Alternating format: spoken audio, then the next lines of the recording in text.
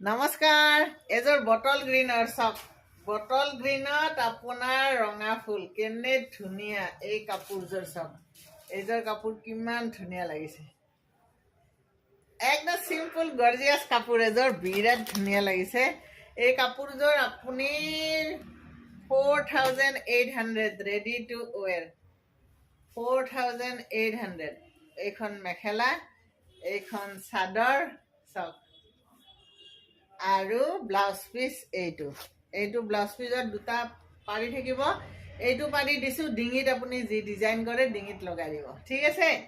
একদম সুন্দৰ কাপোৰ এযোৰ আপুনি পিন্ধক য'তে ত'তে পিন্ধি যাব পাৰিব একদম বিন্দাছ